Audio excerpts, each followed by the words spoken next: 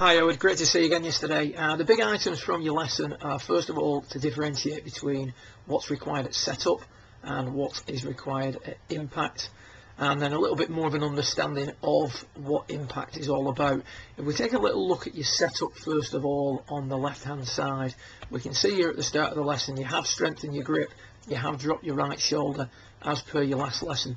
However, what we're trying to gain here unfortunately is an impact position at setup. You can see there that the hands are way ahead of the golf ball, the shaft leaning substantially towards the target, and the position overall doesn't have a nice flow to it.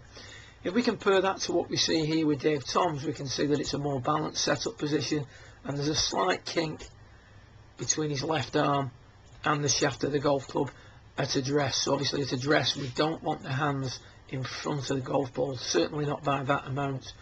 From that setup position, what we're then going to do is struggle to use the wrist properly in the backswing. The club's going to get forced back a little bit too much on the inside, wrist working underneath, and the backswing is going to be quite short, and you can see they're quite restricted in the wrist.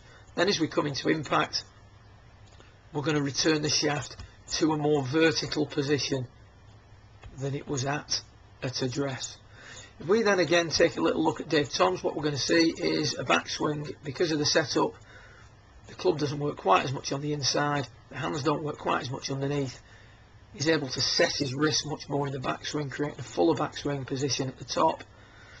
But more importantly, as we return to impact, what we're going to see is a shaft that leans more towards his target. So you can see there his shaft's gone from being quite vertical to leaning towards the target, so therefore he's compressing the ball, hitting down on the ball. Your golf club has gone from leaning towards its target to being more vertical, which means you're going to get this scooping action as you come through the golf ball.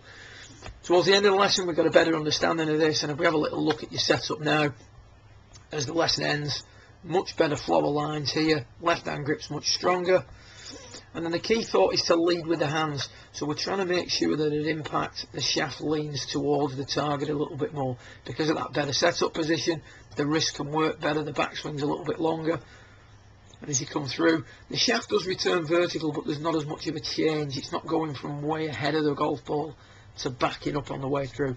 As a result, you saw much improved ball strike, much improved ball flight, and I'm sure the more you work at this, the less that scooping action will prevail and the more good shots you're going to hit. Good luck with it, and I'll see you again in a couple of weeks. Well done.